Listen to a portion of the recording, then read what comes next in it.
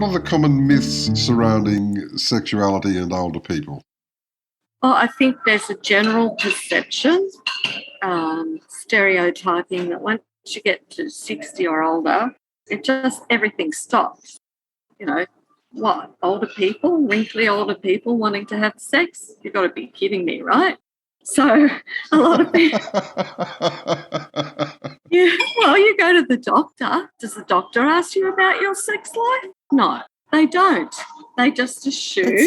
That's true. They just assume that once you get older, your interest wanes. And, there's that popular myth about menopause and women that, once all those hormones go, that goes out the window. But the truth is, it's not like that. But it might be for some people. What did you discover in your research about late life romances that might surprise us? I found a lot of people going online. And when I did the research, this is a while ago now, that older people in increasing numbers are going online to find new partners. And online dating is really an easy way to find a new partner. And let's not call them dirty old men anymore. No, let's call them dirty old women. That's right. They might become the dream boat of your life. Is the online phenomenon, is that explicitly about sex as well, or is it just companionship? No. Often there are different sites that look for companions. If you want a companion or you want someone to travel with, there are different sites that you can go on to that. But there's things like Sexy Seniors, all sorts of websites, and there are now apps that you can use, not quite like Tinder, swipe right or swipe left, whatever. But there's plenty of stuff out there if you're interested. Okay. Do you think this happens often when people, for whatever reason, divorce or they find themselves on their own in later life and they might have felt the need for no sex or no intimacy for quite a while in whatever their marriage was, but suddenly, hey, look out. Does that happen? Yes. Yes, it does, yeah. So in my interviews, I interviewed 45 older people, 32 of whom found their partners online and the rest who found their partners in like community venues, sports clubs or the bowling club or the RSL club or the dancing club or U3A, stuff like that. I'm fixated on the sexual nature of this. Yes. Are there senior sex workers? You can access senior sex workers, apparently.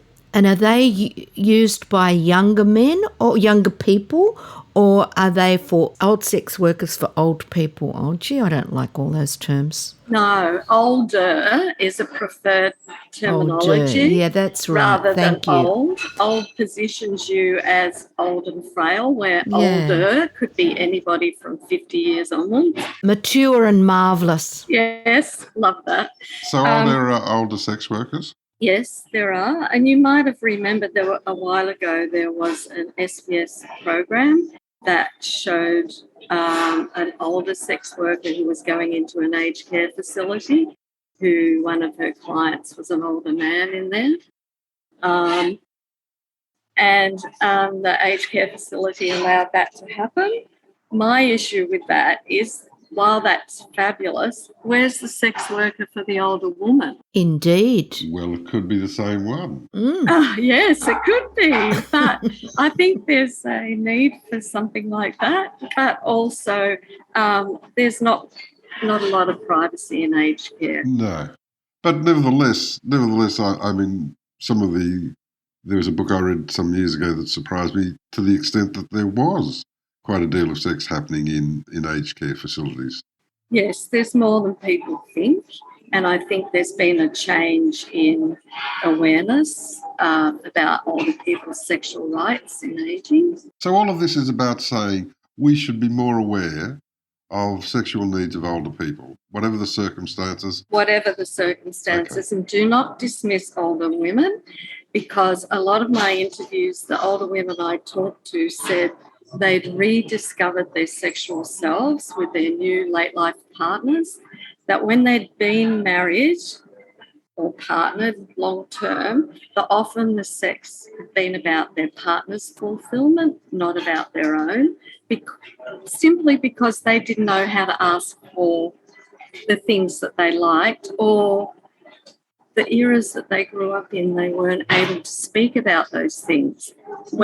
But society has changed so much during our lifetimes that now we can talk more freely about sex and what we want and what we need.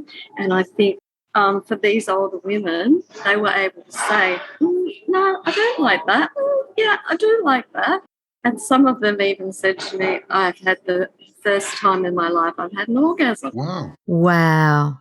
Isn't that wonderful? That's lovely. Isn't that fabulous? It is. Rediscovering your Well, sexual absolutely. self. I just thinking, you know, most older people, divorced, single, whatever, have children and grandchildren. And I know that with older friends of mine who've become romantically involved with someone in later life, this new bloke, let's call him a bloke, comes along, and guess what? They're grown. The woman's grown-up kids object because they start to think he might want our inheritance. That must happen a lot. I think it used to happen a lot more way in the beginning when it became something of a novelty for people to say, I'm with a new partner. Right. But now I think it's becoming more and more acceptable. Good. But there are still those issues about, my inheritance, what's going to happen about that. But in my research, I found out that a lot of older people, particularly older women, were not prepared to live with their new partners.